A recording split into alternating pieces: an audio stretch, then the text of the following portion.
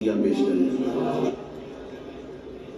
اللهم صل على سيدنا ومولانا محمد معدن الجود والكرم وآله وأصحابه الكرام وابنه الكريم وبارک وسلم صلاۃ دائمۃ سرمدا ابدا۔ میں معذرت چاہتا ہوں پیر طریقت رہبر شریعت حضرت قاری اسلام اللہ صاحب قبلہ دام اللہ اقبالہ کی تقریر کے درمیان میں نے خلل اندازی کی۔ وہ بزرگ ہیں اور ان کی شفقتیں مجھ پر ہیں اور ہمیشہ دعاؤں سے نوازتے رہتے ہیں، اور اپنے سامنے اگر مجھے آج کھڑا کیا ہے تو اپنی دعاؤں کے لیے کھڑا کیا ہے۔ اللہ تعالیٰ ان کے اقبال بلند فرمائے۔ میرے عزیزوں، ویسے میں کافی دنوں کے بعد آیا اور کافی تاخیر سے بھی آیا۔ رمضان المبارک سے پہلے آپ سے ملاقات تھی، اس کے بعد اب ملاقات ہو رہی ہے۔ تھوڑی دیر بس اپنے وقت پر ختم کر دیتے ہیں انشاءاللہ۔ رب تعالی قرآن عظیم میں جو آخری صورت میں ارشاد فرماتا ہے، محبوب آپ فرما دیں کہ میں پناہ مانگتا ہوں کس سے، کس کی بارگاہ؟ قل اعوذ برب الناس، میں کس کی پناہ مانگتا ہوں؟ توجہ، اے محبوب آپ فرما دیں کہ میں پناہ مانگتا ہوں انسانوں کے خدا کی۔ رب الناس، انسانوں کا خدا۔ مولا میں تیری پناہ میں آنا چاہتا ہوں۔ اور وہ کون ہے انسانوں کا خدا؟ ملک الناس، انسانوں کا بادشاہ بھی ہے۔ الہ الناس، انسانوں کا خدا بھی ہے، معبود بھی وہی ہے، پالنے والا بھی وہی ہے، بادشاہ بھی وہی ہے، عبادت کے لائق بھی وہی ہے۔ اب کس چیز سے پناہ مانگتے ہو؟ من شر الوسواس الخناس، خناس کے، شیاطین کے وسوسوں سے، اس کے بہکاووں سے، ان کے ورغلانے سے پناہ مانگتا ہوں اللہ تبارک و تعالیٰ کی۔ اس پوری سورے میں آپ اگر محسوس کریں گے تو اللہ تعالیٰ نے انسانوں کا ذکر 5 مرتبہ کیا۔ الناس الناس الناس، انسان۔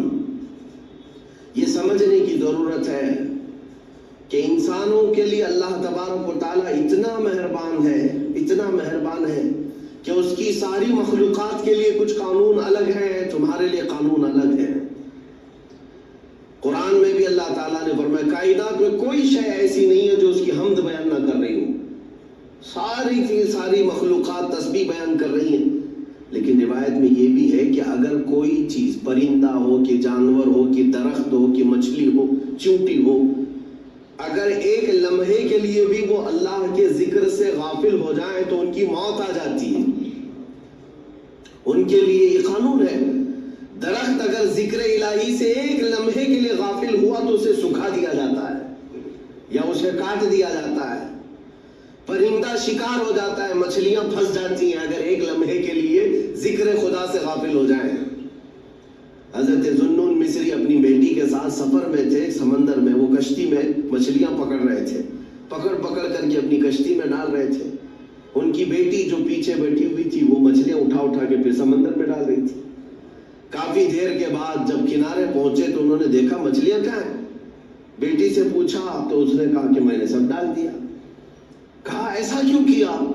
کہا آپ نے تو فرمایا جو مچھلی ذکر خدا سے غافل ہوتی ہے وہی شکار ہوتی ہے، تو آپ کی جال میں وہ مچھلیاں آئی جو ذکر خدا سے غافل تھی، میں نے اس لیے انہیں دوبارہ ڈال دیا کہ مولا ہمیں بار بار مہلت دیتا ہے تو ہم انہیں کیوں مہلت مانتے۔ اب اندازہ کریں، میں یہ بات اس لیے عرض کر رہا ہوں کہ ان ساری مخلوقات کے لیے قانون تو یہ ہے کہ وہ اگر ذکر خدا سے غافل ہو جائیں تو مر جائیں، جل جائیں یا کٹ جائیں، لیکن اے انسانوں، ہمارا حال یہ ہے کہ اس خدا سے غافل رہنے والے کو بھی وہ کھلا رہا ہے، عبادت کرنے والے کو بھی کھلا رہا ہے۔ گناہ کر کے بھی انسان جی رہا ہے، نیکیاں کر کے بھی جی رہا ہے۔ یہ اس کی مہربانی اور رحمت ہے انسانوں پر خاص۔ ابراہیم علیہ السلام کی عادت تھی کہ وہ بغیر مہمان کے کھانا نہیں کھاتے تھے، بغیر مہمان کے ان کے ہاں دسترخوان ہی نہیں بچھتا تھا۔ ایک بار 2 دن ہو گئی کوئی مہمان نہیں آیا، آپ بھی کھانا نہیں کھائے۔ تیسرے دن راستے میں ایک ادھیڑ عمر کا کوئی شخص ملا، مسافر تھا۔ ابراہیم علیہ السلام نے اس سے ریکویسٹ کی کہ میرے گھر آج مہمان بن جا۔ وہ کیسے لوگ تھے کہ زبردستی اپنے گھر مہمان بلاتے تھے. مہمان نوازی میں پوری دنیا میں سب سے زیادہ مشہور ابراہیم علیہ السلام کی ذات تھی. تو وہ شخص آیا, ابراہیم علیہ السلام نے دسترخوان بچھائے اور کھانے رکھے, کہا اللہ کا نام لو اور شروع کرو. تو آنے والے نے کہا میں اللہ کو نہیں جانتا اور نہ ہی میں مانتا ہوں, اللہ کا نام لینے والا نہیں ہوں. تو ابراہیم علیہ السلام نے دسترخوان کھینچ لیا اور کہا اٹھ کر جا تو چل, اس لیے کہ میرے گھر کا ہر لقمہ اللہ کے نام سے ہی جائے گا. دسترخوان کھینچ لیا, وہ شخص چلا گیا. رب تبارک و تعالیٰ کی طرف سے وحی آئی, ابراہیم آج تمہارے دسترخوان پر اس نے میرا نام نہیں لیا, تم نے دسترخوان کھینچ لیا. پچھلے 50 سال سے وہ میرا نام نہیں لیتا, میں ہر وقت اسے کھلا رہا ہوں. انسانوں کا خدا اور ہے, یعنی انسانوں کے خدا جس کو ہم اس طور پر تصور نہ کریں کہ وہ سخت قسم کا ہمیشہ تمہارے لیے عذاب ہی لے کر بیٹھا ہے. نہیں میرے عزیزو, وسعت رحمتی کل شیء, قرآن کہتا ہے, اللہ فرماتا ہے میری رحمت نے ہر چیز کو گھیرے میں لے لیا ہے. اگر وہ ہم پر رحم نہ کر رہا ہوتا تو پھر ہمارے ہر گناہ پر آج پکڑ کر رہا ہوتا, ہر ایک گناہ کے بدلے ایک ایک نعمت چھین لیتا ہم سے. لیکن ایسا نہیں ہوا ہے. عدل تو یہی ہے, انصاف تو یہی ہے کہ اس کی زمین ہے, اس کا آسمان ہے, اس کی ہوا ہے, اس کی کائنات ہے, اور اسی کی کائنات میں رہ کر بندہ جب اسی کی نافرمانی کر رہا ہے تو پھر انصاف تو یہ چاہتا ہے کہ نافرمانی کرنے والے کی پکڑ کی جائے. اگر تم ایک نماز نہیں پڑھے تو ناک کاٹ دی جائے گی, دوسری نہیں پڑھو گے تو دانت توڑ دیے جائیں گے, تیسری نہیں پڑھو گے تو ہاتھ توڑ دیے جائیں گے. کیا ایسا ہو رہا ہے؟ نہیں ہوتا. تو رب تبارک و تعالی ہم بندوں پر عدل نہیں بلکہ فضل فرما رہا ہے, فضل فرما رہا ہے.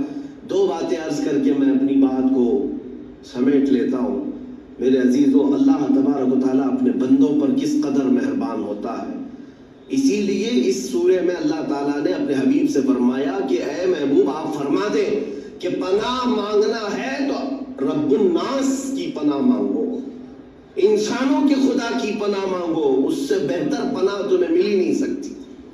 اس سے بہتر پناہ کہاں ہے؟ ایک بار رسول کریم صلی اللہ تعالیٰ علیہ وسلم مسجد نبوی شریف میں بیٹھے, اپنے گھر سے تاخیر سے آئے اور بیٹھے بیٹھے اکیلے میں ہنسنے لگ گئے, مسکرانے لگ گئے.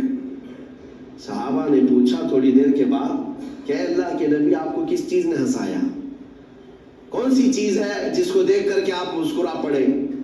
وہ رہتے ہیں اس خاکدان گیتی پر لیکن جلوے دیکھتے ہیں پورے عالم کائنات کے.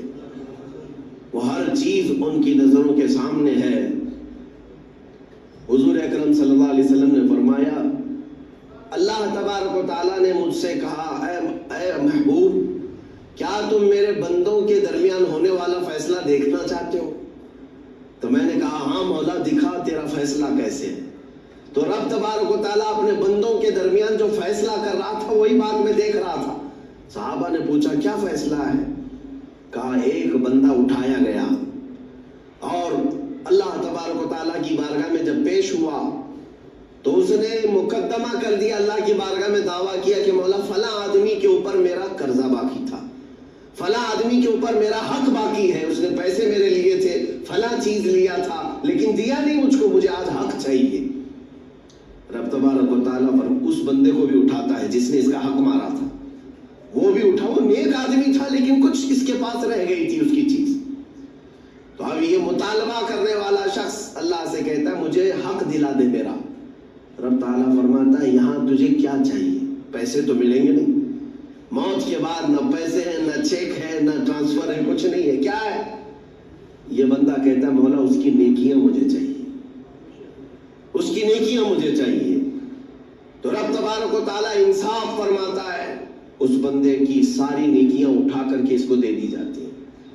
فرشتے ساری نیکیاں منتقل کرتے جا رہے, اس لیے کہ حق ابھی ادا نہیں ہو رہا ہے. اب یہ مطالبہ کرنے والا جو شخص تھا پھر کہتا ہے اے رب ذوالجلال میرا حق تو پورا نہیں ہوا, تو عدل کرنے والا, انصاف کرنے والا بادشاہ ہے, مجھے اور حق چاہیے اس بندے سے, اس نے میرا حق لیا ہے دنیا میں. تو رب تعالیٰ فرماتا ہے اور کیا چاہیے؟ اس کی ساری نیکیاں ختم ہو گئی. یہ بندہ کہتا ہے مولا میرے گناہ اٹھا کر اس پر ڈال دے. تو حکم ہوتا ہے فرشتوں کو، اللہ تعالیٰ فرماتا ہے اس کے گناہ اٹھا کر اس پر ڈال دو، پورے منتقل کیے جا رہے، اس کے گناہ بھی خالی ہو گئے، اور وہ جو نیک بندہ تھا نیکیاں بھی خالی ہو گئی، اور گناہ اٹھا کر کے بوجھ بیٹھا ہے، اب اس کے پاس کچھ نہیں سوائے گناہوں کے بوجھ کے، کچھ نہیں۔ آپ اس کو ہلکا مت سمجھیں کہ حقوق العباد جو بندوں کے حق ہیں، کئی لوگ مار کر کے بیٹھے ہیں، کوئی بہنوں کا حق، کوئی بھائیوں کا حق، کوئی اپنے مزدوروں کا حق۔ اعلیٰ حضرت فاضل بریلوی رضی اللہ تعالیٰ عنہ نے فرمایا ہے 1 روپیہ اگر کھائے ہو تو بدلے میں تمہیں قیامت کے دن 700 نمازیں دینی پڑ سکتی ہیں، 700 نمازیں اگر وہ حق مانگ لیا تو۔ ہاں اس کو ہلکے میں مت لے۔ حضور پاک صلی اللہ تعالیٰ علیہ وسلم کی بارگاہ میں ایک جنازہ آیا تھا، حضور نے پوچھا اس پر کسی کا قرضہ ہے؟ ایک بندے نے کہا یا رسول اللہ میرے 2 درہم قرضہ باقی تھا اور یہ مر گیا، انتقال ہو گیا، جنازہ تیار ہے۔ میرے آقا نے فرمایا صلو علی صاحبکم ولا اصلی علیہ، لوگوں تم چاہو تو اس پر نماز پڑھ لو، میں نماز جنازہ نہیں پڑھوں گا۔ 2 درہم کا قرضہ باقی تھا، 2 درہم کا، حضور نے فرمایا میں نماز جنازہ نہیں پڑھوں گا۔ لوگ ہلکے میں سمجھتے ہیں حقوق العباد، کسی کا مال لے لینا، کسی کا ہڑپ لینا، کسی کو دھوکہ دینا بہت بڑا عذاب ہے۔ اللہ نے فرمایا کہ وہ اپنے حقوق معاف کرے گا لیکن بندوں کے حقوق نہیں معاف کرے گا۔ بندہ جب تک نہیں معاف کرتا بندے کو تب تک اللہ نہیں معاف کرے گا۔ یہ نہیں ہے کہ تم اس کے 100 روپے اس کے 1000 روپے لے کر کے توبہ کر لو اللہ کی بارگاہ میں مولا صاحب معاف کر دے، نہ، رب تبارک و تعالیٰ کا قانون یہ ہے کہ وہ بندے ہی معاف کرے تب اللہ معاف کرے گا، یہ حقوق العباد ہے۔ تو بات وہ حدیث میں عرض کر رہا تھا، اس بندے کی نیکیاں جو حق لیا تھا اٹھا کر کے اس کو مطالبہ کرنے والے کو دے دی گئی، پھر بھی ختم نہیں ہوا اس کا حق، تو اس کے گناہ اٹھا کر کے اس پر ڈال دیے گئے۔ اب بھی یہ سوال کر رہا ہے کہ مولا میرا حق تو پورا نہیں ہوا، ابھی تیرے عدل کے مطابق تیرے انصاف کے مطابق میرا حق اور باقی ہے۔ رب تعالیٰ فرماتا ہے اور کیا چاہیے اس سے تجھ کو، اس کی نیکیاں بھی پوری لے لیا، تیرے گناہ اٹھا کر کے بھی اس پہ ڈال دیا، اب اور کیا چاہیے تجھے؟ تو کہتا ہے مولا تیری رحمت میں فیصلہ ہے، تیری رحمت میں انصاف ہے، میرا حق تو پورا نہیں ہوا۔ تو رب تبارک و تعالیٰ کیا فرماتا ہے سنو، حضور یہ سب معاملہ دیکھ رہے تھے، فیصلہ دیکھ رہے تھے۔ اللہ تبارک و تعالیٰ فرشتوں سے فرماتا ہے جنت میں ایک محل تیار کرو، سجاؤ اس کو۔ فرشتے جلدی جلدی محل سجانے لگ گئے اور اتنا آراستہ کرنے لگے کہ وہ پورے جنت میں وہ چمکدار بہت خوبصورت نظر آنے لگا۔ تو یہ بندہ جو مطالبہ کر رہا تھا نا بار بار میرا حق نہیں میرا حق نہیں، یہ اس کو بھی دکھایا گیا وہ محل، یہ دیکھ۔ تو وہ کہنے لگا اتنا خوبصورت محل، اتنا خوبصورت؟ رب تعالیٰ نے فرمایا ہاں۔ کہا کہ کس کا ہے؟ تو اللہ نے فرمایا تیرا نہیں ہے، یہ تیرا نہیں ہے، یہ بنایا جا رہا ہے، یہ بنایا جا رہا ہے۔ اللہ تعالیٰ کریم ہے۔ تو یہ بندہ کہتا ہے کہ مولا یہ کس کے لیے ہے؟ رب تعالیٰ فرماتا ہے اس کے لیے جو اپنے بھائی کا حق معاف کرتا ہے، اس کے لیے ہے جو اپنے بھائی کا حق معاف کرے گا، اس کے لیے میں یہ جنت میں محل بنا رہا ہوں۔ تو یہ فوراً کہتا ہے مولا میرے اس بھائی کا حق میں معاف کرتا ہوں، جو بھی اس کا حق مجھ پر باقی ہے۔ رب تعالیٰ نے اتنا ہی نہیں کہ معاف اس بندے سے کروایا، بلکہ اللہ رب العزت نے فرمایا تو نے معاف کیا، اس کا ہاتھ پکڑ اور ساتھ میں لے کر جنت میں جا۔ یہ ہے رب الناس، انسانوں کا رب جو ہم پر شفیق ہے اور مہربان ہے۔ یہ بندوں کی آج کیفیت یہ ہے کہ اس مولا کی رحمت کو نہیں دیکھتے، اس کی کرم نوازیوں کو نہیں دیکھتے، اس کے فضل کو نہیں دیکھتے۔ کتنے مہینے ہو جاتے ہیں راتوں کو یوں ہی سو جاتے ہیں، ذکر کا ایک لمحہ بھی اس کی بارگاہ میں نہیں گزارتے۔ ہاں دوسروں کے لیے ہم نے وقت بتایا، دوسروں کے لیے آنکھیں بھگو دی، لیکن اس رحمان کی یاد میں کب دل دھڑکتا جو ہمارے ماں کے پیٹ سے ہمیں پال رہا ہے۔ آپ کو پتا ہے ہمارے دنیا میں آنے سے پہلے ہمارے ماں کے پیٹ میں جب ہم تھے، جیسے ہی ہماری ماں حاملہ ہوتی ہے اس کے جو ایام ہر مہینے آتے تھے وہ بند ہو جاتے ہیں، خون بند ہو جاتا ہے، اور اس کے بعد 6 مہینے پہلے سے ہی اس کے سینے میں خون سے دودھ بننا شروع ہو جاتا ہے۔ تمہارے آنے سے 6 مہینے پہلے مولا تمہارے رزق کا انتظام کر رہا ہے، بتاؤ کون ہے جو خون سے دودھ کو بناتا ہے؟ جب جیسے ہی دنیا میں تمہارے کوئی ثقیل غذا، سخت غذا کھا نہیں سکتے تھے، گوشت، مچھلی، انڈا، چاول، روٹی تو کھا نہیں سکتے تھے سوائے لکوڈ دودھ کے، اور اللہ تعالیٰ نے تمہارے ماں کے سینوں میں اس دودھ کو پیدا کیا جس کا ایک قطرہ دنیا کے سارے وٹامن سے بھی زیادہ اچھا ہے۔ یہ سارا رزق تمہارے لیے مہیا کیا، بچپن سے وہ مولا تمہاری نگہبانی کرتا رہا۔ روایات میں یہ بھی ہے کہ اگر تجھے جھولے میں ماں اکیلا چھوڑ کر کے جائے تو مولا 2 فرشتوں کو اتارتا ہے کہ بچی کی حفاظت کرے۔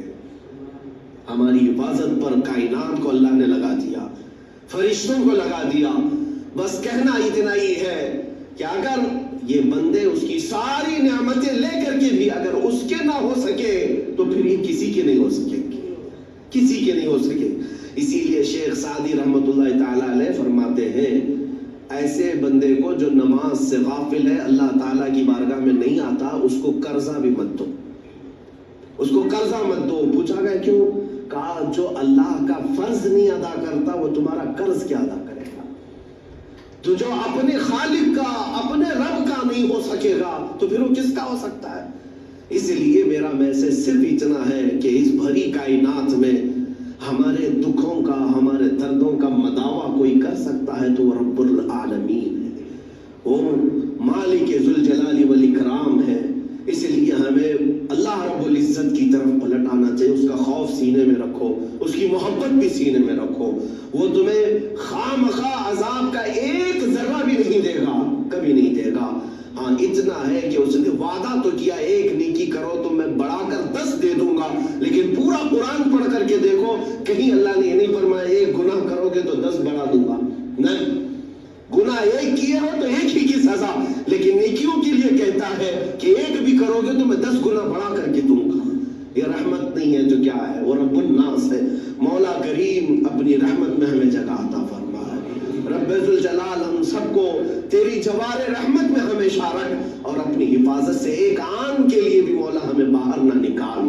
مولا ہماری موت آئے تو تجھ پر ایمان لاتے ہوئے موت آئے، اور تیری بارگاہ میں سرخروئی کے ساتھ ہمیں اٹھایا جائے۔ وآخر دعوانا الحمدللہ رب العالمین۔